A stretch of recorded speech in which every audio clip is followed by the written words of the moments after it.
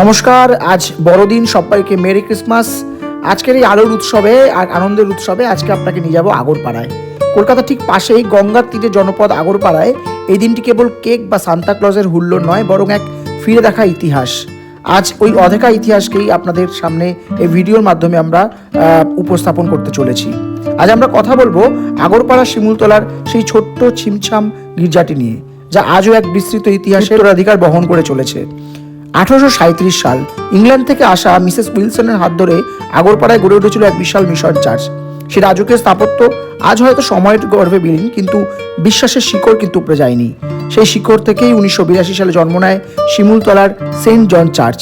যখন চারপাশটা ছিল গভীর বাসবন আর নির্জনতায় ঘেরা, তখনই স্থানীয় অল্প কিছু খ্রিস্টান পরিবারের ঐকান্তিক পরিশ্রমে তিল তিল করে গড়ে উঠেছিল এই কটেজ আকৃতির এই ছোট্ট উপাসনালয়টি। একসময় এই এলাকার মানুষকে প্রার্থনার জন্য ব্যারাকপুর যেতে হতো। সেই ক্লান্তি আর নিজেদের এক টুকরো আশ্রয়ের খোঁজ থেকেই জন্ম নিয়েছিল এই শিমুলতলা চার্চ। এখানে আভিজাত্যের চাকচিক্য নেই, বড় বড় গম্বুজ নেই, যা আছে তা হলো নিবিড় আন্তরিকতা। সাদা দেওয়ালের শান্ত এই ঘরটির ভেতরে ক্রুশবিদ্ধ যিশুর মূর্তির সামনে দাঁড়ালে এক অদ্ভুত প্রশান্তি অনুভব করা যায়। প্রতি বছর বড়দিনের সকালে যখন ব্যারাকপুর থেকে ফাদার আসেন, তখন এই শান্ত আঙিনাটি মুখরিত হয় সমবেত প্রার্থনায়। জাতি ধর্ম নির্বিশেষে মানুষ এসে ভিড় জমান এখানে। জৌলুসের চেয়েও যেখানে বড় হয়ে ওঠে মানুষের সাথে মানুষের মিলন।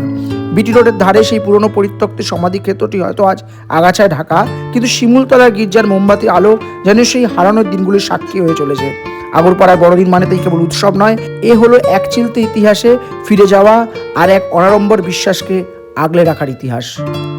আরেকটি ছোট্ট চার্চ পশ্চিম পল্লীর সেন্ট ম্যাথিউস চার্চ।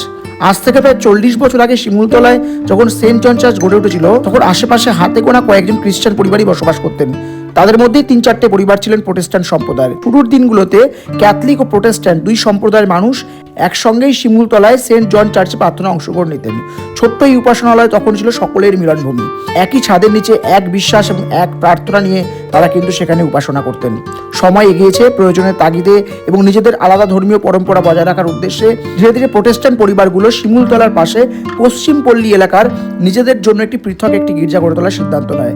এরই ফলশ্রুতি হিসাবে আজ থেকে প্রায় 20 বছর আগে 22শে ডিসেম্বর 2005 সালে পশ্চিম পল্লীতে প্রতিষ্ঠিত হয় এই সেন্ট ম্যাথিউস চার্চ।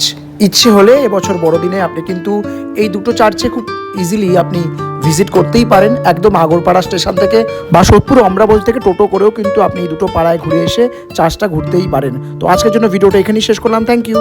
সকলে খুব ভালো থাকুন আর সুস্থ থাকুন। দেখা হবে আবার পরের ব্লগে। টাটা।